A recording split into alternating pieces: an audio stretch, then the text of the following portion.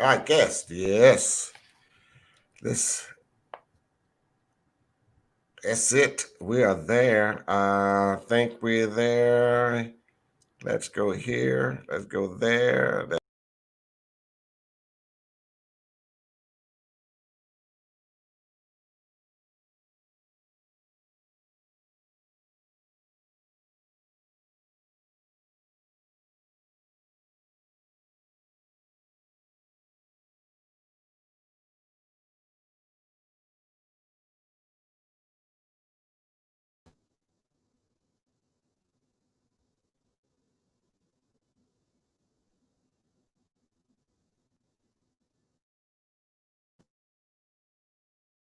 There we go. How we got? I'm back. We back. Hey, hello everybody. All Hello. right, all right. We are here. Hi.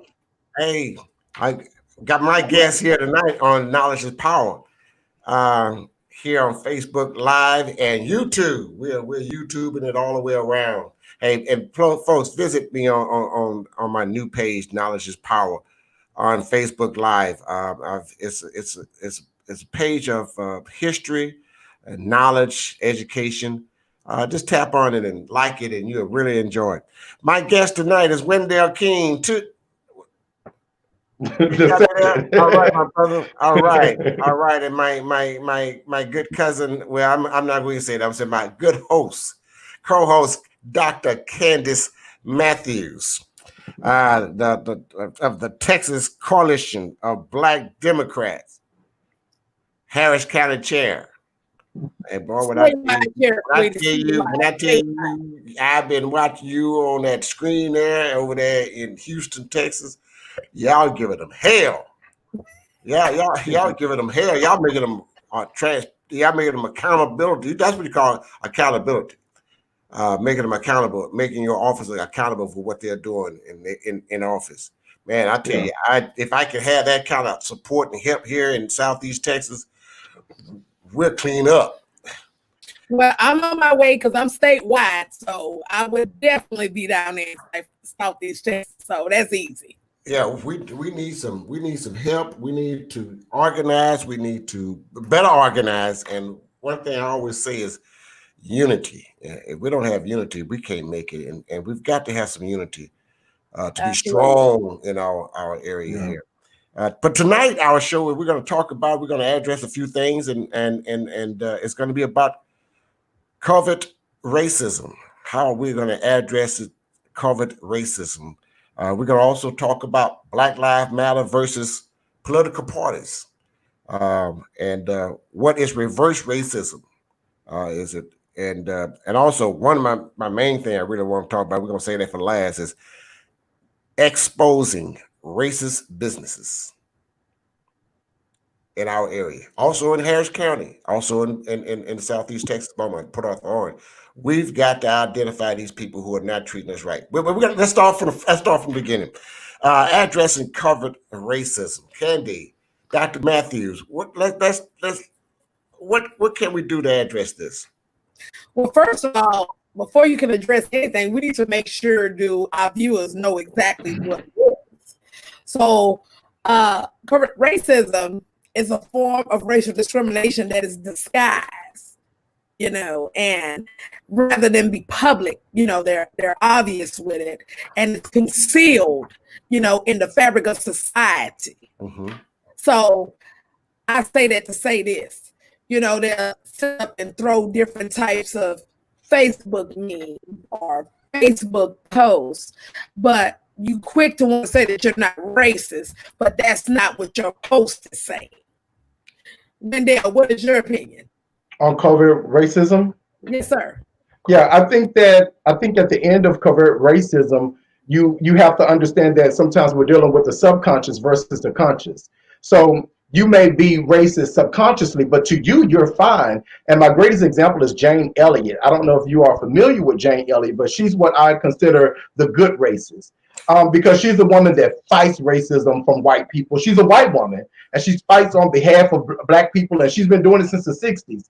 She came to Texas Southern last year, and she told one of the gentlemen, a Black guy, that had blue hair. He had his hair dyed blue. She said, wow, a black man with blue hair. This is a woman that fights racism on behalf of black people to white people, and she didn't realize what was wrong with her saying a black man with blue hair. So that is the best example of covert racism, that it is sometimes buried in our subconscious. So you may really feel like you're not racist. You may really believe in your heart. That's the person that says, I can't be racist. My best friend is black, right? But it's your actions that truly tell your story, not the titles that you use. Well, let me go and add this then. Okay, so we had a couple of instances in Harris County. Okay, we had first of all, the president of the State Bar of Texas, the State Bar of the Texas Bar Association, that's pretty much all the lawyers in the state of Texas, made a racist Facebook post dealing with Black Lives Matter. And in 2015, made a sexist post about another attorney. Got a problem with that. Then we took it a step further. You have chief DA that made a racist remark in reference to African Americans and Jewish people, and she's no longer there. Then you turn around, you have the gun range that is right there off 59 East Texas Freeway, and turn around and try to bring the ATF in, stating that they had a ATF policy where you can't wear Black Lives Matter shirts, you can't wear Trump shirts, you can't wear Biden shirts or anything that's political. But how is Black Lives Matter political? And then how is it that you're going to say that ATF told you this, where ATF is nonpartisan? In fact, ATF has actually been cleared by the U.S. Office of Special Counsel that their employees, as of July 10th, their employees can wear Black Lives Matter paraphernalia. They can be involved with Black Lives Matter, and it does not violate the Hatch Act that prohibits for federal employees to participate in any type of political activity. So I just find it interesting. What's up with you, Tony? Well, racism, covert racism to me, and I feel like is undercovered racism, and I can, I see people on social media, and they write about how good they are not racist, and they make the public feel that they are not. They're on the right side of things, but you can listen at some of the comments they will make. In a thread that well, wait a minute, I thought you're not racist, but you say just because this guy is black and he's going to run for office, and you feel like he's not good enough because he don't have the type of job that a person that should run. I mean, what type of racism? I mean, we got people that hides behind that, but it's all racism. Mm-hmm. I think that we also have to. I think we're in a culture where we merge definitions a lot. I think that cancel culture has created a moment in time that we are forgetting to teach the lessons while we're canceling. So I think that those are two areas that definitely go with covert racism, because like what Candice was saying about them getting rid of these people, getting rid of them, but we're not teaching the lessons on why. We're not making sure that they understand what they did incorrectly, because they may be ignorant to it. They really may not understand that what they are doing is racist. And so people around them may walk away saying it's like they're so sensitive now because no one is breaking it down. We just cancel people out and we move to the next subject. But as long as we're canceling without teaching, then we're going to keep dealing with the same covert racism. Jane Elliott example with me was, I told her, I laughed about it, but I was like, the point that you said, a black man with blue hair, you made it about race. When we're dealing with racism, any assumption you make based off of race, you are racist if you base it off of race. And so that's a lesson that people sometimes have to learn. When someone calls a woman a B word is one thing, but when they say you a black B word, then you have just associated my race with it. So if you are a white girl and you say that, now I'm going to feel like I have to deal with it. Right. So it's just, we have to just really understand what council culture is and understand the lessons that are being missed in this cancellation. Absolutely. Absolutely. I can definitely concur with that. Candy, you have anything you want to add to that? You have so much. You have so much. Well, I'm just going to say this here, just like with that specific gun range, like you're making up rules to try to push your racist ideologies. That right there is going to get you exposed. Right. Period. Because the deal that I look at is, don't try to go behind and just be like, oh, I'm not racist because I have black friends and all that kind of stuff. Guess what, sweetie? We're going to expose you because nobody got time for that. It is called undercover racism. Yeah. Yes. Yep. And I got a problem with it. Me personally, I have a problem with it because at the end of the day, I have a problem with racism in general, period. Because my deal is no other race is better than another race. You know what I mean? Right. So who are you to judge, to try to make it like your race is better than ours? So we have to bounce to your music. Baby, last I checked, you in 2020. We're not doing nothing. Yeah. And period. Again, I mean, just like the incident up in Missouri, where the peaceful march protest was marching, walking in the private neighborhood, and the two attorneys pulled their guns out. I had a conversation yesterday, excuse me, and this is how you can pick apart people that's talking and what they're thinking. They had a whole total different description of what happened. I mean, what their thinking were. It's like, well, they broke into these people's yard and tore the gate down and marched in their yard. No, it did not happen that way.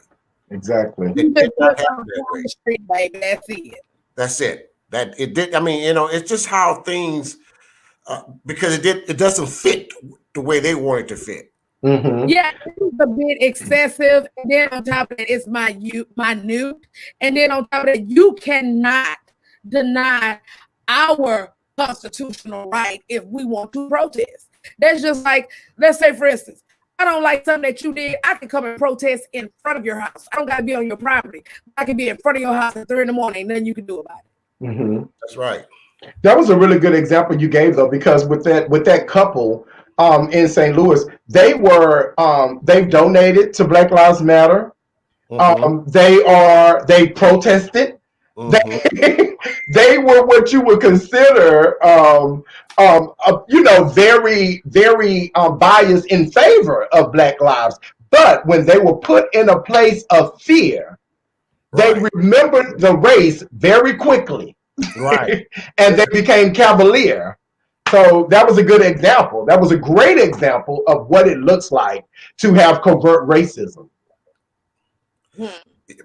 What with me with it though, I'm gonna give y'all a prime example. When I was down there fighting a Senate bill on last year, and I'm not going to say the man's name, but he turned around and he stated, "Oh, so you have a doctorate degree, right? So you know how to speak."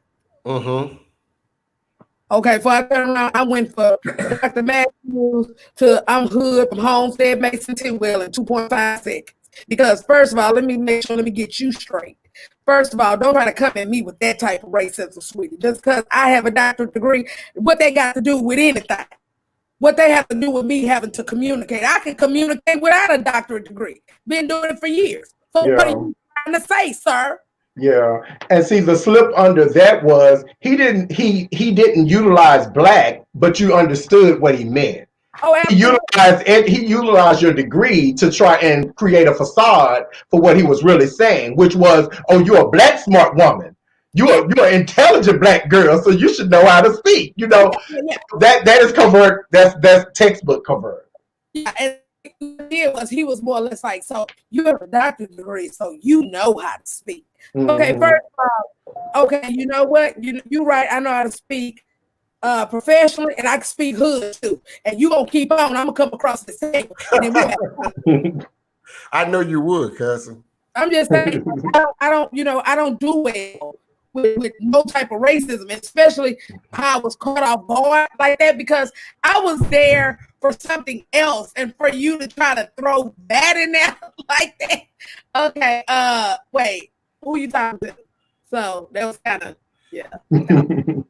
And again, we're in 2020, year 2020. You wouldn't think that we would have to deal with this, and I'm seeing it every day. I'm reading about it every day, and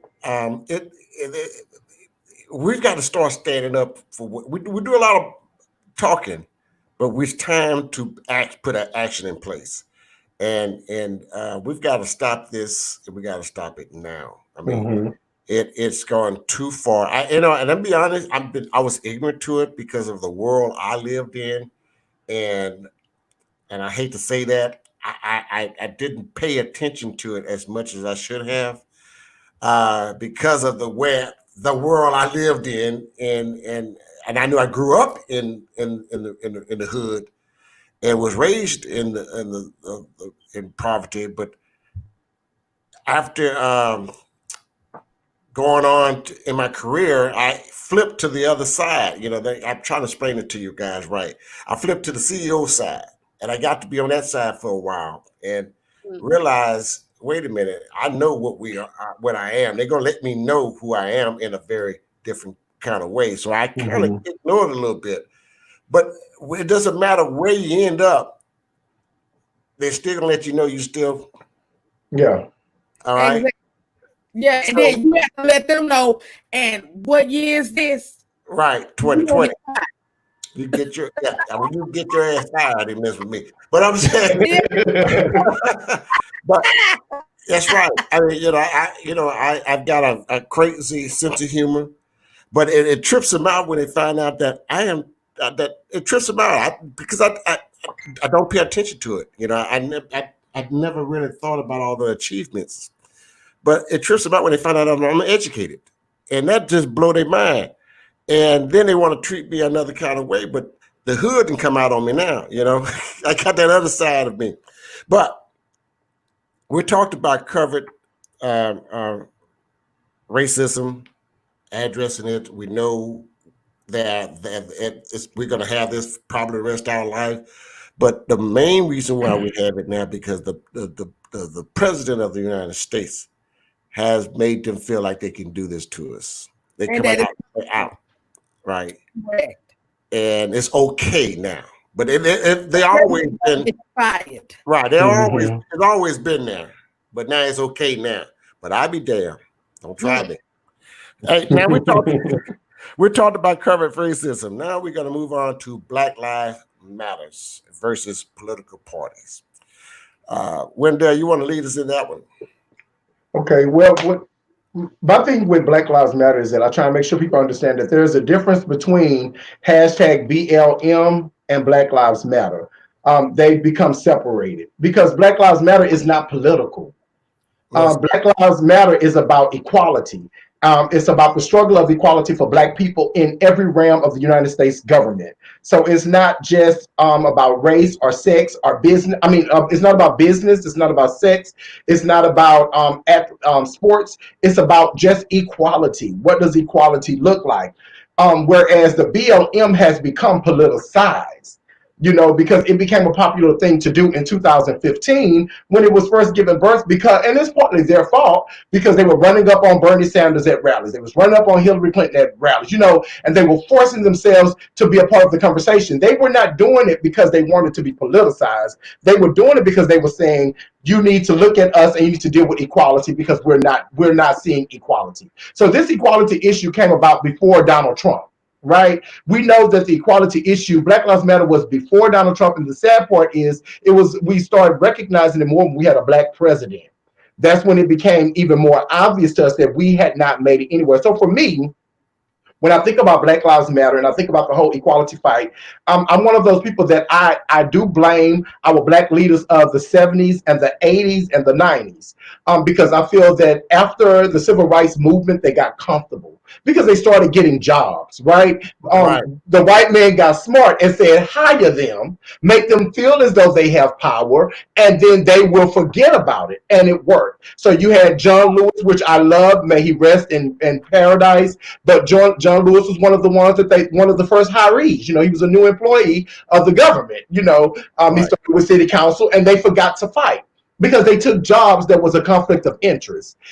You had Jesse Jackson. He completely got in over his head. And so that's why we're dealing with the equality fight today. So Black Lives Matter is not about being political. It's just saying we deserve these rights. So we need more activists to fight and stop expecting Black politicians to do it because they can't. When you are in a political world, it's all about deals. It's you scratch my back, I'll scratch yours. Mm-hmm. If you help me pass this bill, I'm gonna help you pass that bill. I understand I'm gonna have to sacrifice some things out of my bill in order for it to become bipartisan. So you can't expect a Black politician to be a Black leader. Black leaders have to be the ones that's doing it from their heart, not for their bank account. I agree I agree with you, Wendell, because back in the 60s, 70s, and 80s, they gave us jobs. They said, okay, in other words, they rocked us to sleep. Mm-hmm. And we went to sleep. Mm-hmm. And when we woke up, and guess who was here? Yes. Yes. True. So true. So true. And so, like, the most important directive for Black Lives Matter, because what I want people to understand that Black Lives Matter is not a political party. Okay. Yes. They're not. Okay. So for those of you that are watching, let me make sure you understand they are not a political party. They are not like the Democratic Party. They are not like the Republican Party. That they are a total different thing. It's more of a movement. Mm-hmm. Right? It's a movement. And so the most important directive of Black Lives Matter is it deals with anti-Black racism, right? Push for Black people's right to live with dignity and respect, right? And to be included in American democracy that we helped create it. Yeah. Yeah. I think that it's like one thing that made it so political. That's why I said that Black people played a big part in it being politicized so much. One of the things was in 2015 and 16, you only saw Black Lives Matter protesters showing up to Democratic rallies and the Democratic debates. They were not showing up to the Republican rallies and the Republican debates because they just expected that the Republican Party did not care anyway. So we have to put the pressure on the Democratic Party. Well, the problem with that is it hurt the Democratic Party and it helped the Republican Party because it started exposing weaknesses in the Democratic Party toward Black people, which may mean the opposite of what was left went to the Republican Party. We forgot that they ain't never cared. You know, we forgot that they are the ones that mainly have our own personal agenda and they only pull us out for entertainment and throw us back. So we politicize ourselves because we kind of made ourselves the Tea Party to the Democratic Party. Right. And isn't it amazing that we didn't do this when we had a Black president? Like, I find it so amazing that we had a Black president for 8 years and we never pressured him about a Black agenda. But now we're telling Joe Biden that we're demanding a Black agenda from him. But it's like we had a Black president for 8 years and y'all didn't say nothing.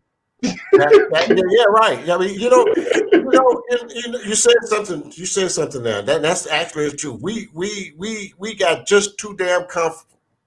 We got too comfortable. And we got too relaxed, and we felt like this Black president was going to do what we need him to do, and we're just going to go to sleep. We're going to ride the wave. Yeah, we just don't get me started. But it didn't work out that way. It did not. And I'll be honest with you. I voted for Obama, but I didn't like some of his policies as well. Me neither. Okay, I'll be honest with you. But you're right. We're not gonna sleep on Biden. We got to come to the table, right? But we get him in first. That's right. That's what I keep telling people. We have to get him in first, and then hold him accountable. We're trying to hold him accountable before he has the power to do anything. Right. Yeah. We got to get him in. You got to get him in. Like, we have time to fight with him after in November the 4th, we can start holding him to the fire. That's from right. November the 4th to January 16th. But we have to get him in so that we can have a January the 16th with someone better than what we got. You're right. Absolutely. And you're right about that. Well, you know, it's I tell it every night on my show. I always say, we've got to vote, people. We've got to vote like we never voted before. Mm-hmm. We got to vote as if our lives depend on it this time. And it does. And it does. It does. It does. It does. But you know, it's most important. And in Houston, Texas, Harris County, Jefferson County, Beaumont, Texas, Port Arthur, East and Southeast Texas. Let me tell you something. And I'll say it, and I'm going to say it until the end. The most important thing in voting is at the local. It starts at the local. Yes, it does. Absolutely. It starts at the local. And we've got some locals here that don't need to be in the seat. Mm-hmm. Well, let me tell you like this. Jefferson County, y'all got some real funny politics going on down there. Tell me about it, baby. Y'all got some real funny politics going down there. Because I've been getting quite a bit of calls. But the thing is, the calls that I've been getting is like, it's all speculation. You know what I mean? Mm. You have to be able to have proof to prove what you're saying, because that's how we rock in Harris County. So, but from what I've allegedly heard is that you all have some type of little system down there that you pay certain campaign folk, okay, and they will guarantee that you have a guaranteed win, right? So my thing is this, for people that's out there in Jefferson County, when you look into wanting to run for office, right, you need to make sure you do your research, and you need to make sure you have a hell of a war chest. You see what I'm saying? Yes. Because what happens is that when you are being done wrong and got a little bit misconstrued, then that's when that war chest comes in to request an investigation and to request a recount, to where some folks gonna go to jail for election fraud. That's right. Talk to me. Okay, so I know about the little stuff. I don't have proof. So I know about the alleged activities in Jefferson County. You see what I'm saying? But see, the thing that people got to understand is when you get into politics, politics is a dirty game. Yes, it is. You have to know how to play at all levels, and you have to be on defense at all levels. It's like playing chess. You know what I mean? Mm-hmm. You're going to have a couple pawns going out there. But you got to protect your queen at all costs. You got to protect your king at all costs. So I say that to say this, is that their war chest got to be together. Yeah, Bernie Sanders is probably the greatest example of how it's hard to be an activist and a politician at the same time. Right. He served in the Senate for 2 decades now, pretty much, and he's only gotten 2 bills passed since he's been there. Right. And it's because he didn't know how to play the game, because he was too busy trying to be an activist. And that's why I agree. I remember in his Texas, since we're talking about Beaumont, I remember, I think it was the war, the black riot, 1946 or 3, one of those, where the white woman supposedly had got raped. I don't know if y'all are familiar with it. I think it was 1943. 43. Yes, 43. Right. Right, when the white lady said she got raped. Pretty much it was an Emmett Till type of moment going, right? So you can't be on Capitol Hill fighting for $10 million to be opened up to a black community if you are on social media attacking white folk, right? It just doesn't work that way, because you need white folk to vote for your bill. That's right. So you can't do both. You have to pick, and it's very hard. That is a game. I agree with Dr. Matthews 100%. That is a game that only few can master, of knowing how to be bipartisan and still get what you need. You have to pretty much be a good puppeteer. You have to know how to utilize your words correctly, because everything will come back to haunt you. So Beaumont, I use as an example because Beaumont is a place where you don't hear much about Black politicians being birthed. And it's because it's very difficult in a small city, because Beaumont it may be big to people that live in Beaumont, but Beaumont is small. It's hard to navigate. It's hard to navigate being an activist and being a politician in a small space. And it's a good old boy system too. You know what I mean? It's so close to Jasper. Like, pretty much. And then you got to look at it like this. It's like, okay, so when you're running for certain position, okay, so you have one of the state reps that's been there forever, Joe Despatel been there forever. So Despatel know how to play the game, right? But I'm saying this to new people that's coming in, that wanting to try to run for different positions and things like that. You need to know what you're doing before you get in it. Because every politician game is not fair. At all. It's not going to be fair. It's all about who get the ups on the other. right. That's what it's about. You know, we know about that in Harris County, so we know how, so that's basically what it is. So I just want to leave that to the people that are watching that's in that area. However, the people that get into these positions, just know you're going to be held accountable and you're going to be exposed. We don't scam. When I come down there, I'm not coming down there to play a game. I'm coming down there to make sure you're doing your job and you're doing what you say you're doing for the people. Because if you're not, I'm exposed. But the only reason I say don't scam is because what we need more of, we need more Black politicians. We need more Black politicians. So we just need we need good people to do it. Because you have to be courageous to jump into politics, especially as a Black man or woman. You have to be super courageous. It ain't for the weak. Politics is not. It is not. And in politics is rude. It's ugly. It's you're being judged 24 hours a day. Yeah, and the games that are played are just the most I'm unbothered. But I'm just saying it is rude. I mean, the people changes the tech that they use. But again, if you want it, we do need more Black politicians, and to make sure we get Black politicians, I've said this in a few meetings. They've got to be groomed. You just can't jump off the bench and jump in the game. You've got to go to practice. Yeah, you got to have some reps.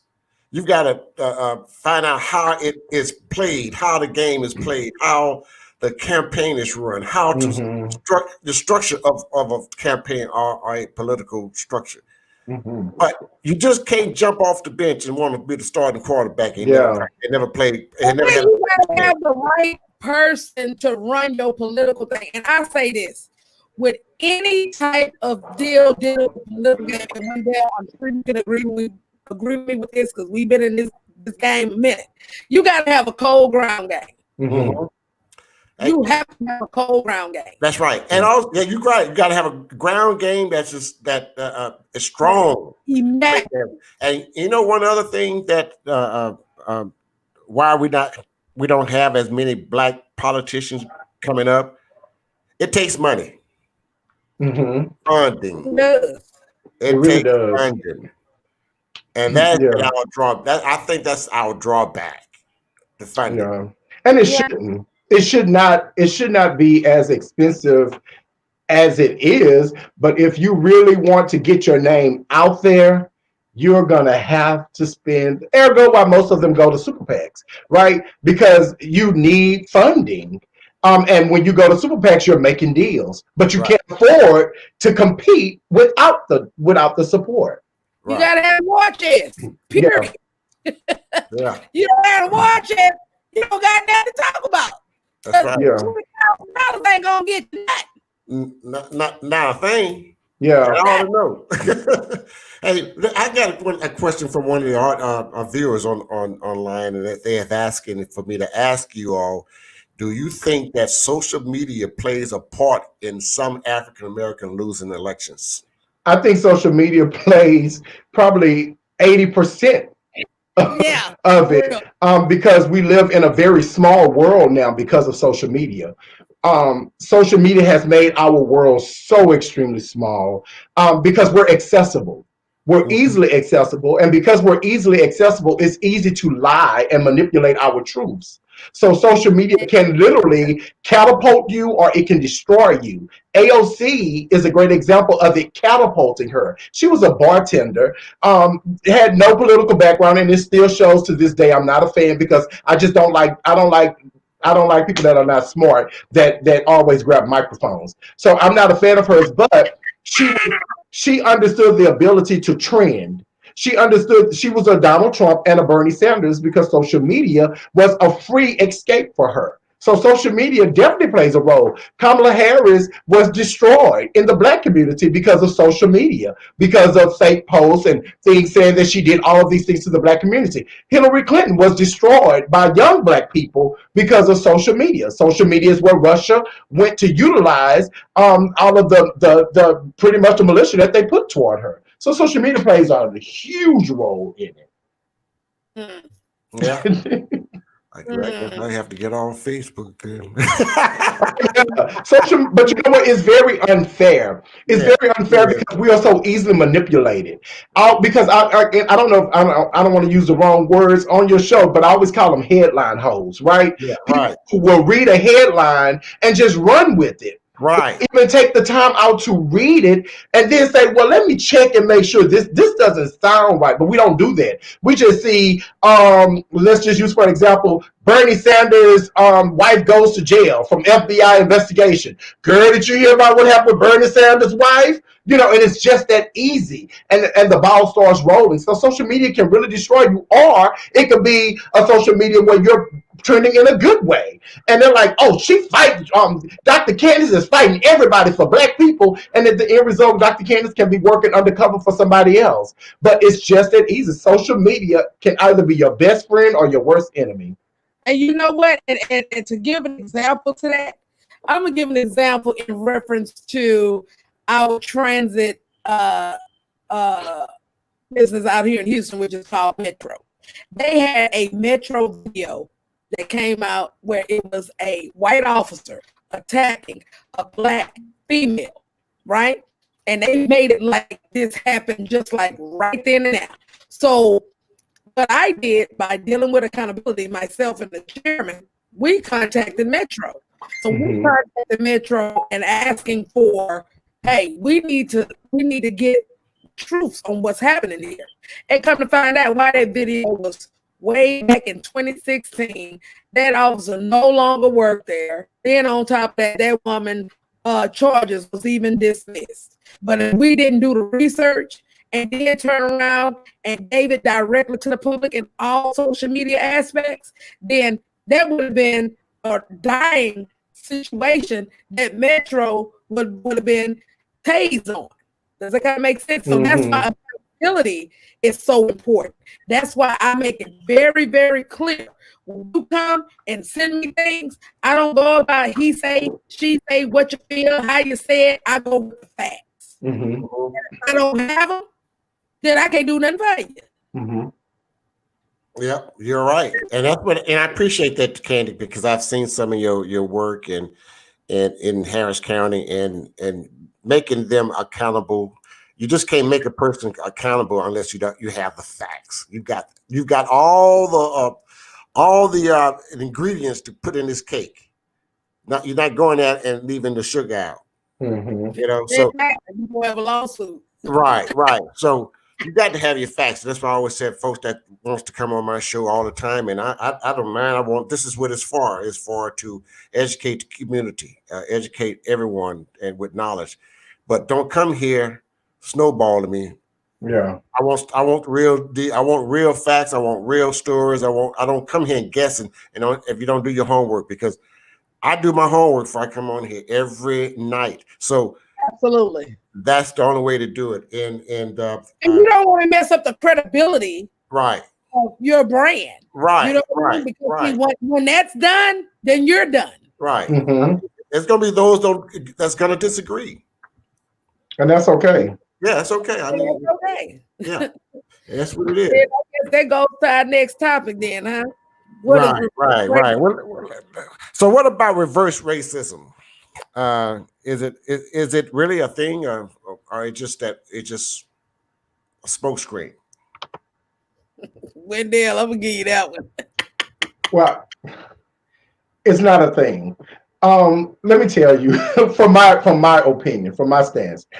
First off, black people cannot be racist. And I used to fight about that. I was one of the big people that fought about it. I used to feel like, yes, black people can. I've seen black people be racist, blah, blah, blah. But the reality is, after reading enough and experiencing enough, I changed my tune. One book that helped me was an old book by Carter J. Woodson, The Miseducation of the Negro, right? And so one thing that we learn is that you have to be a part of the system in order to be racist. You have to have created the system, and the system has to work on your behalf. The system does not work on our behalf. So this is my greatest way to make people understand. If I hit you and you hit me back because I hit you. I hit you because of your race. You hit me back because I hit you. So if a black person say I hate white people, they're not saying I hate white people just because they're white. They're saying I hate white people because of what they did to us. So one is based off of race while the other is retaliation. So that's why I say that you cannot, there is no such thing as reverse racism.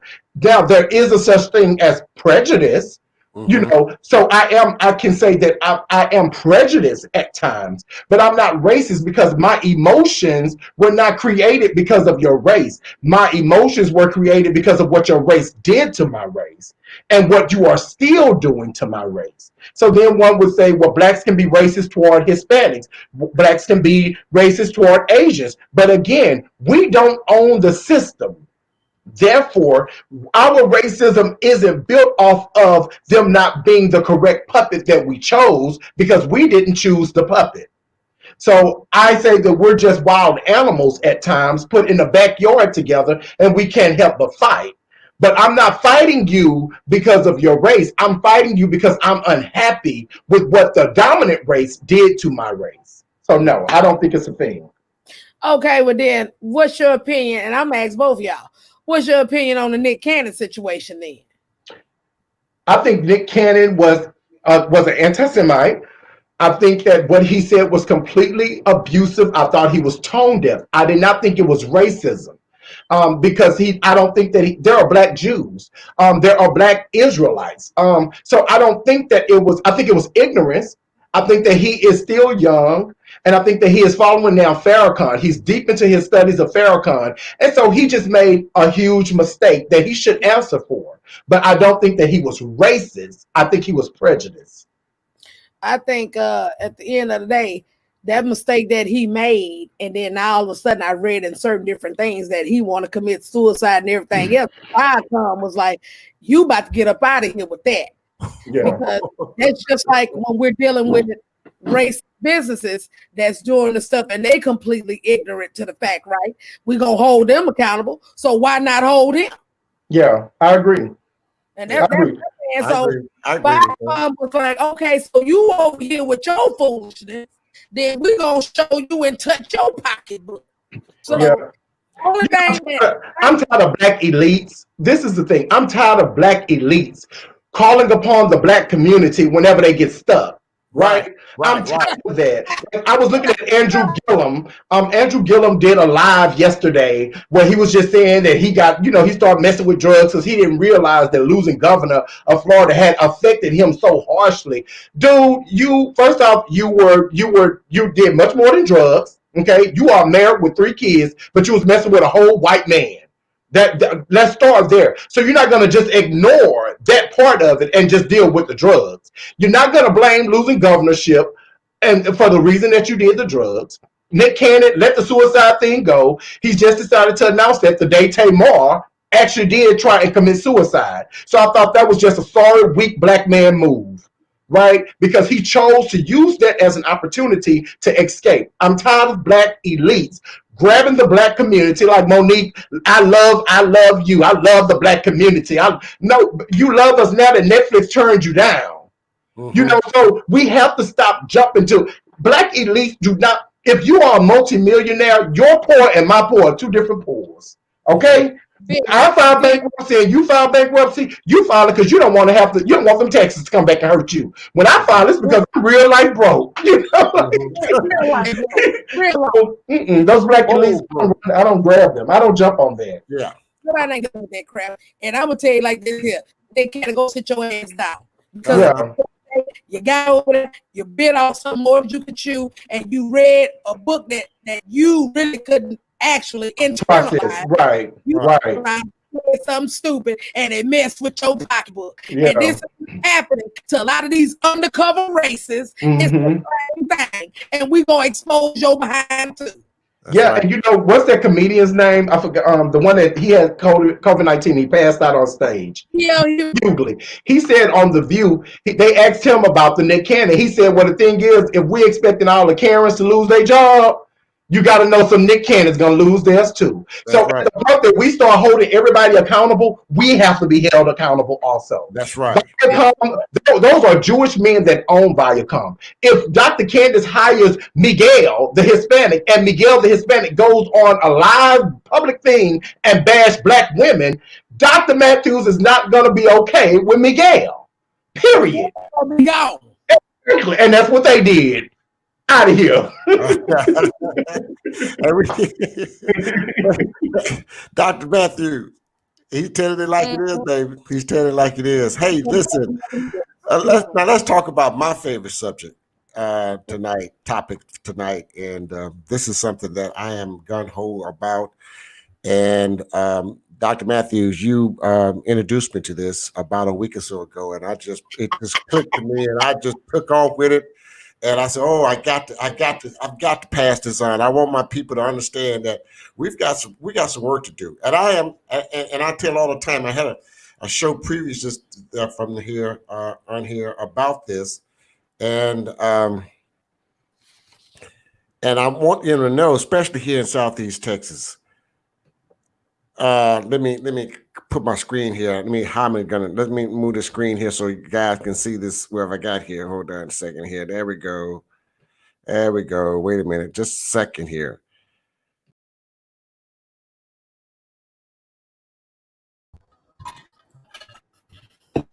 I don't know if I put it on there right.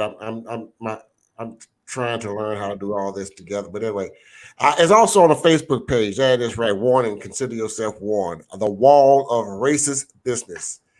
And the reason why I'm all into this is because my people, we've got to stop doing business with people that disrespect you. I'm going to say it one more time. My people, we need to stop doing businesses with businesses that disrespect you or us. And we need to put them on blast. We need to boycott their business. They can't treat us like we are paying consumers just like anybody else. Then we don't need to do business there. You don't even need to be in our community. That's right. That's right. And I'm just talking like it is. That's right. And I'm gonna post this up again, people. This is a new web page. It's called The Wall of Racist Business. And we're going to use this, and the group is growing every day. Members are growing every day. We're going to use this Facebook page and join up with Harris County and we're going to join up with them on this, and we're going to address and make sure they understand that we mean business by not doing business with them if they cannot do business with us. And also, we need to just continue to support our Black businesses, regardless. And I noticed, Candy, that you had a problem with a gun range. I heard you say that earlier in the show. Let me just go on and get into this, okay? See, I be minding my business. You know what I mean? I don't be trying to get into that, you know. I was trying to get ready for my birthday weekend, and I get this information from one of my friends, and one of the constituents brought it to her. So when she brought it to me, and then I looked at her live, and you know, automatically my accountability hat is already on. So I'm watching the live. So then when I see the live, I said, "Oh, that sign said ATF has a power." I said, "Send me that." I said, "Send me a copy of that post that's on the door." So she sent it to me. So in this position with the coalition statewide accountability, you rub shoulders with a lot of people, right? A lot of the right people. So it didn't take me nothing to contact ATF and show them, hey, so this policy y'all got, because we're gonna have a problem. They said, Dr. Matthews, we are nonpartisan. We do not have no policy of that such. You down, but can I have that in writing, please? And then when I turn around and I shoot a letter, any letter that I shoot, that means shots is fired. That means now it's gonna be some problems. So ATF was upset about it, and they end up going to the gun range. They cited the gun range for violating a federal law for doing that, because you're trying to do this covert racism, hiding your racist ideologies and try to hide behind ATF. You know what I'm saying? So ATF came in there and let you, okay, Dr. Matthews called us, and we done seen this post, take it down. So now what? So what our people have to understand, we have to be able to research. We have to be able to not take everything at face value, because not everybody's telling you the truth. You need to investigate everything. That's right. That's right. Because at the end of the day, you tell me ATF said it, well, where's the policy? Let me see it. Just like when I deal with CPS, right? I was dealing with a case, and they know doggone well that they called in on a foster parent the day of their court hearing because the judge didn't go the way they wanted to go, right? And I'm not, this ain't alleged, this is for real. And so then you want to turn around and tell me, we can give you the date that the call-in was done, but we can't give you the time. All right, then let me see the policy then that says that. Oh, so you can't give me a policy? Okay, well then give it to me before I put one of these state reps on you, or a senator. Which one you want? That's right, but see, and you're right, and I want our audience to understand that we want them to report it to us. Please contact me on my Facebook page. Text me. We need to have a receipt, because I don't want to go nowhere and confront these people, and it's another story. We want to know the facts before I approach these companies, these businesses, and that not treating you right or mistreating you or being racist with you. I want to know. I want to know for a fact. I want receipts. I want to know before I approach these people in front of them and let them know that I will, and we will put you on here, and we're gonna let the viewers know that we're not doing business with you, because this is what you've done to our people. And then if it gets to where it's that bad, let me give you all this process on how the Texas Black Coalition work. Okay, so let's say, for instance, you're a constituent, you give something to Tony, and you have where it's an actual form of racism that's happening, you have the documentation. Tony turns around and gives it to me, right? So then when he gives it to me with all the facts, then I give it to my chairman. When I give it to my chairman, Carole Robinson, when Carole Robinson said, let it loose, then I'm about to let it loose on all media outlets, and I'm about to get it to the media. And on top of that, you're going to go in that wall of shame for businesses, period, regardless. And 9 times out of 10, we're going to let you know that would not be tolerated at all, period. And if you can't do business with us, get out of our communities. Hello, world. Get out of the community, because one thing that I don't like, a $20 bill lasts 20 minutes in our neighborhood. It doesn't turn at all. at all. And then you're gonna mistreat me in your place of business with my money? Oh no, it's time to get your ass out. And that's what we need to big close deal it about down. that. But see, T.I. made a big thing about that, and correct me if I'm wrong, Wendell. T.I., I really agree with him with that as far as with control your black dollars. That's gonna get some folks' attention around. That's right. That's right. That's Yeah. Now, I agree with that. Not the That's vote. that's what I was gonna say. Like the whole one thing that I preach all the time. If you follow me on social media, I always talk about supporting black businesses. I think the best way to correct businesses that don't know how to treat black people are to stop taking our black dollars to those businesses. I don't, because we can get in a cat fight, but it's so hard. Dr. Matthews, I'm sure you can attest to this. It's very hard to prove how somebody treated you without actual footage, right? It's just very hard because for every witness you find, they're going to find two witnesses, so it becomes a cat and mice fight. But what happens when I take my money out of your restaurant or out of your hair salon or out of your retail store, and I just take it to black places? What happens is those black places become more competitive, and then we can see a better balance. But instead, we go on social media and we bash black businesses. We bash them and say customer service is terrible. We bash them and say how long we waited. We bash them and say how I ain't never had nothing as bad as this. But then we want to make sure they respect us. How can we expect white businesses to respect us if we can't respect our own selves? So I think it's more important to take, because I say all the time, Dr. Matthews, I love saying we're just 12.7% of the United States population.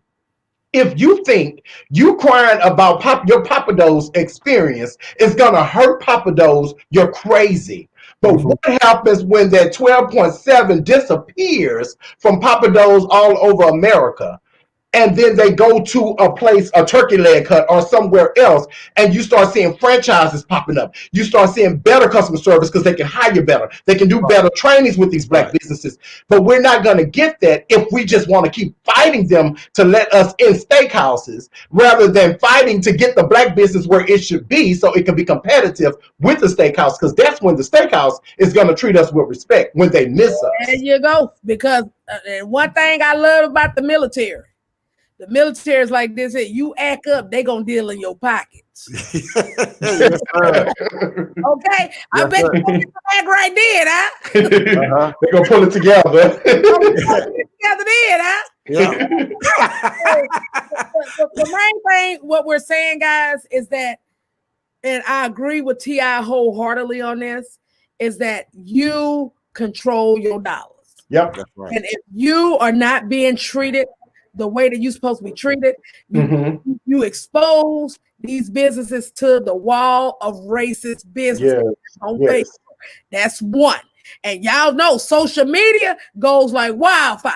It's a beast. Everybody goes, oh, we ain't going over there because they do this to black folks. Oh, we ain't going over here. They do this to Hispanic people. So again, let's join this fight and keep people held accountable and keep them in, because money gonna keep you in line when your money get low. Yes, it is. What I like about that military, baby, get out of line if you want to, baby. They gonna mess with that check. That's right. You're right. But that is the biggest advantage that we would have. We because we're the biggest consumers there is in the world. Oh yeah. Look, we gonna spend our money before. Look here. Before, let me tell you one thing about black folks. They'll spend more money on retail to go buy Gucci and all this here before they go buy their kids' school supplies. That's right. And that's our power. That's the power that we don't realize we have, is that we believe in spending money. And the United States government is run off of our economy. So supply and demand is what controls everything. So we may be only 12.7%, but we're still the highest in retail buying. We're the highest in automobiles. We are the highest in luxury entertainment. So they need our money. Right. So if we stop, you'll be amazed. Like when you say we're not doing anything on July 3rd, baby, we need more than one day. Because if I'm gonna go buy it on July 2nd and make up for it on July 4th, then I just helped them. July 3rd did not affect them. But when I take it away for months, ooh, that's what we have. When I stop going to the Vietnamese, to the Korean beauty supplies, and I start going to the black-owned businesses to go buy my hair. Yes. That's what I'm talking about. Let's be clear. That's what I'm talking about. When I stop going to certain nail shops, and then I'm going to a Hispanic lady to do my nails. Then let's just take it a step further here. When I want to do business with getting my oil change and things like that, I go support a black business. You see what I'm saying? Instead of going to Firestone, I'm gonna go over here and see what y'all talking about. So you can't tell me how to spend my dollars. I'm gonna spend my dollars where I want to. So it all depends on the customer service experience that you provide to me. Now, just because you a black business don't mean you give good customer service. So I'm gonna call you out when you're not right, just like I'm gonna call a white business out when you ain't right. Right. Right. Well, but calling out a black business for bad customer service that only has one location and only trying to hire black people in the neighborhood versus calling out Papa Do's with a 50 restaurant chain. No, but my point is, rather than calling them out, how about calling them to give them notes to better them? Instead of bashing publicly, how about we start sending emails saying, hey, I'm not coming at you nasty. I want your business to survive. And I'm telling you, this is what happened. But what we do is we bash. And so you can't bash Sparkle Burger on Dowling the same way you'll bash McDonald's. Because McDonald's is in 25 different countries, but there's only one Sparkle Burger. So you can't expect them to have the money to get the proper training. So that's what we have to become a village. We become a village and take care of each other. I really agree with you. I agree with Wendell on that, Candy. I agree with him, but this is my issue. I agree with him with that, but this is the only issue that I have. And I'm saying this to my black business owners. Run your business above reproach.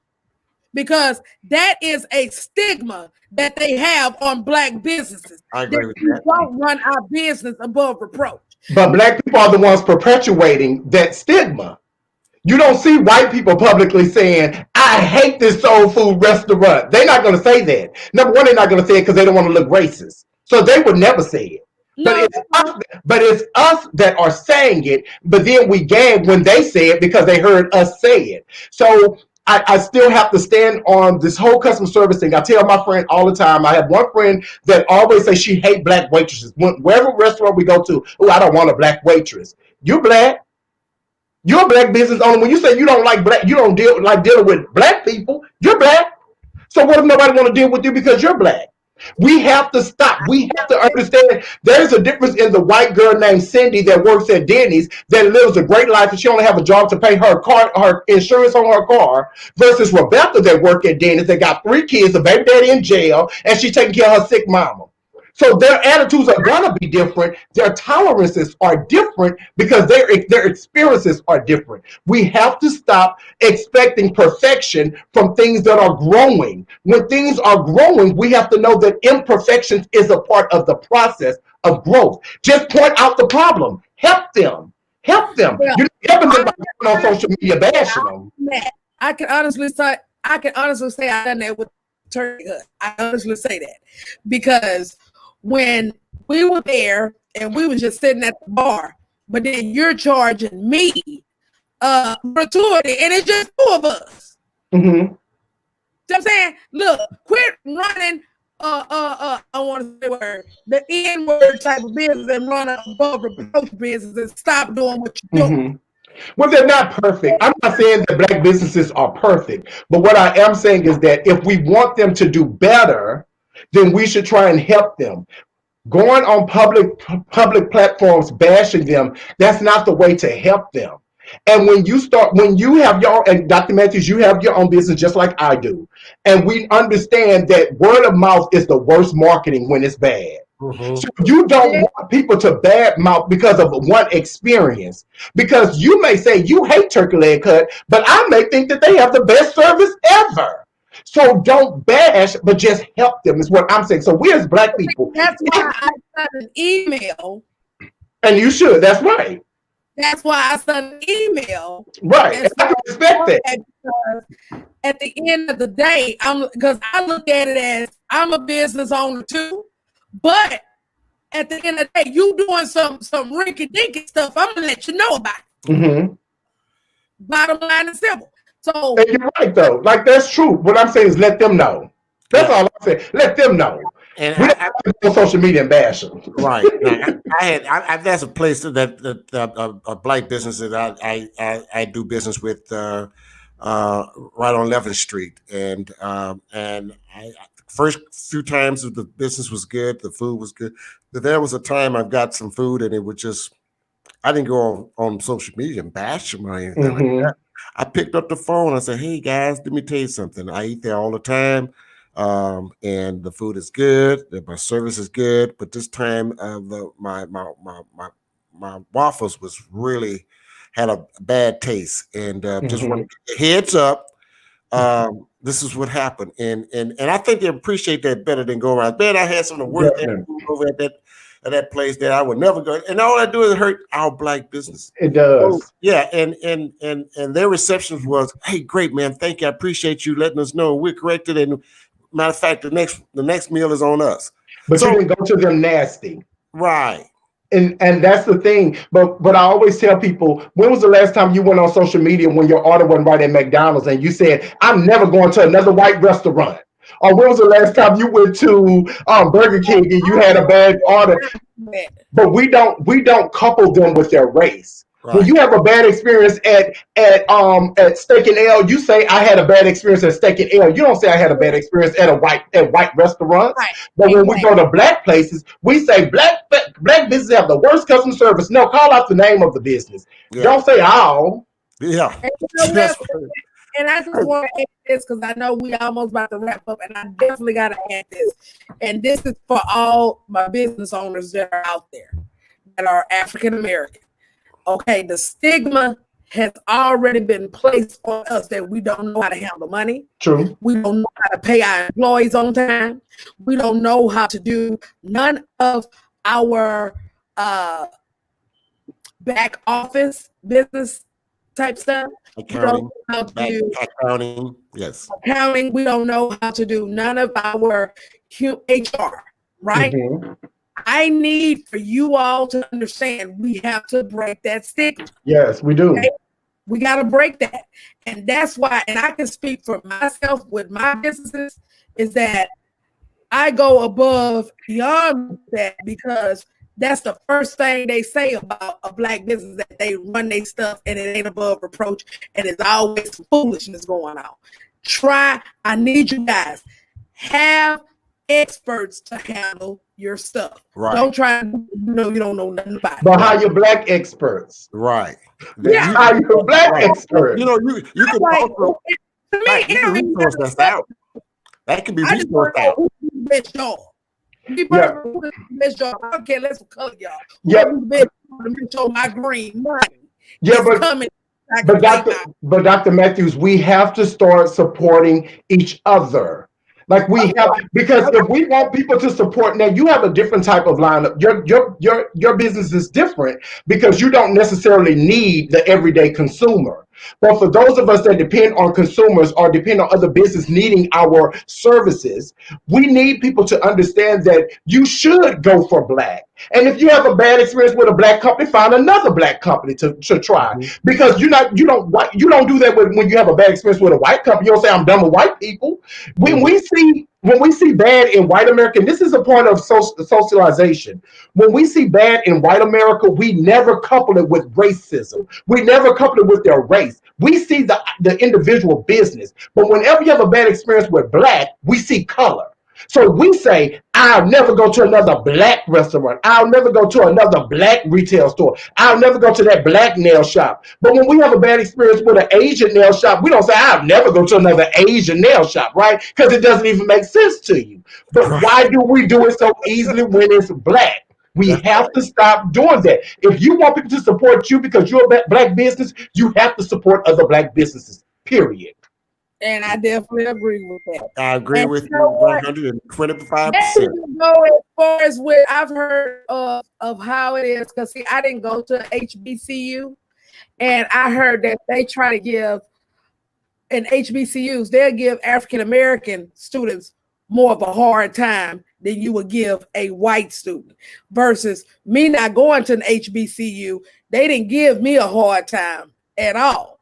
You know what I'm saying? I had to prove myself, but they didn't give me a hard time. But I don't understand that falls under the same thing. If you at an HBCU and you have Black students, don't be giving them no damn hard time. You treat them fairly just like you do any white or Hispanic student that come through there. So, you know, that term they call the black tax. That's I agree. And I did graduate from an HBCU, so you know I know. exactly. They treat every race better than they treat the Black race. But it's the same, it's that mindset. It's the mindset because at that point we are the majority. So they are the minority. So it's just a mindset. But guys, it's been a great evening. I've enjoyed your views, your opinions, your knowledge, and I hope my viewers enjoyed you as well. And I'd like to invite you all to come back again. Huh? Well, your viewers also can follow us Yeah, on go ahead. podcast. Tell them again. Yeah, you can catch us out at Truth to Power. Truth to Power, yes. And Thursdays. Tuesdays and Thursdays at 7 o'clock, right? 7 Yes, p.m., sir. 8 p.m. Because y'all had to jump on this show right after y'all show.